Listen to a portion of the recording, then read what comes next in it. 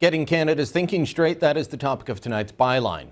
Fixing Canada is about more than just changing political parties. Saying everything's going to be just fine if we only get rid of so-and-so, that's not true, is it?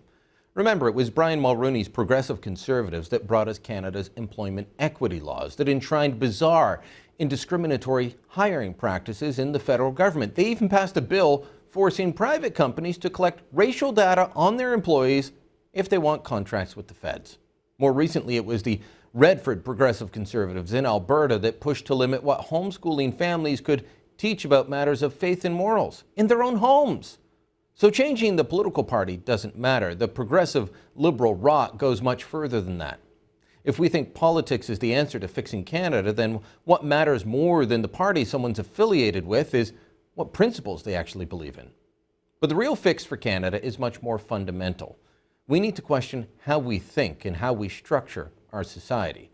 We used to have much more charity in this country, and if you're a regular viewer, then you know that I'm a big believer in charity and making sure that we give from our own pocket rather than having government dip into our pockets for us. We all need to give more. But right now we have a mentality, at least some do, that says it's perfectly okay for churches to sue the federal government to try and force the government to do what churches used to view as their job, helping people in need. The Anglican Diocese of Rupert's Land is suing the federal government over changes to the health plan for refugees. They say the feds are breaking a contract by not providing a gold-plated extended health care plan to refugees. The problem with the old plan is that it was more generous to newcomers than to Canadians. It gave better eye care, dental, and prescription benefits to newcomers, to refugees, than to our most vulnerable citizens from what they could receive from their own government. It was truly bizarre. The new plan, though, treats everyone the same. There's nothing that says the Anglican Church, as a refugee sponsor, has to pay for all those benefits that have been cut, though.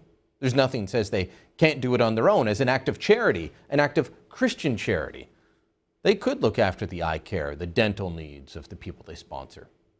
We've lost our way as a country when charitable groups say that the money must come from the government.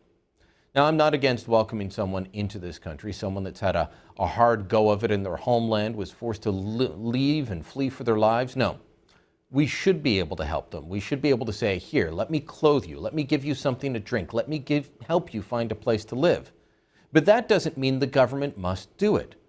Each of us doing this ourselves or supporting with our own money, that's the way to do it, through charity. Yet the Anglican Church says that's wrong. Their lawyer, David Mattis, was on the show yesterday, and he says treating everyone equally is wrong. We heard in a clip earlier the statement that refugees should not have better medical care than Canadians, but that's treating everybody as if they're an undifferentiated whole, and often treating people the same can amount to discrimination. A classic example. How? Treating people the same can lead to discrimination. Now, that's an error in logic, an error in thinking, and yet it's deeply embedded in our system. You hear him say that, and I bet your ears perked up and you thought, that's crazy. But I tell you, this is the way the elites that run the system think. To them, treating everyone equally, treating each person as an individual with value and worth, that's foreign.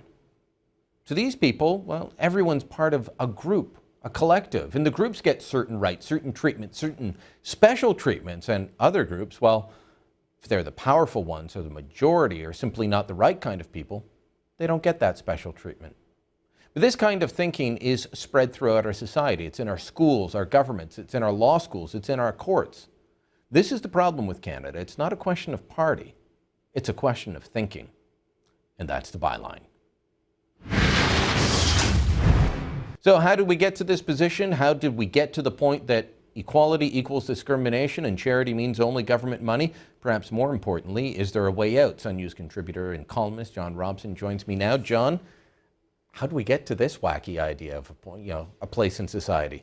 I think a key step was to stop thinking in terms of principles and start thinking in terms of expedience, by which I don't necessarily mean cynical expedience, sometimes compassionate expedience. So the late Senator Robert F. Kennedy apparently was famous for saying, don't tell me the rules, tell me the problem. But once you start to do that, you gradually but persistently deprive yourself of the ability to think clearly about things. Now, I'm going to be a little gentle on David Mattis than you were. The idea of treating everybody the same can be discrimination. A classic example of this. After the Civil War in the United States, a number of southern states created very strict literacy tests that you had to pass to vote.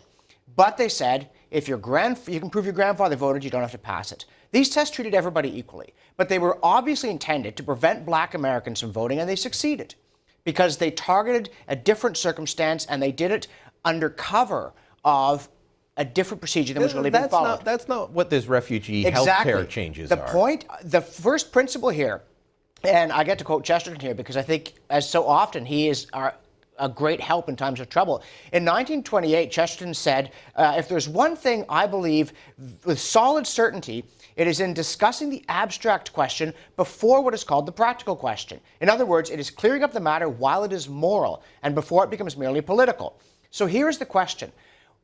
Do Canadian citizens, by virtue of being citizens, born here or with acquired citizenship, have membership in a privileged society to which others might reasonably aspire to belong, but until they do belong, they don't get to have the things we have? For instance, they can't vote in Canadian elections.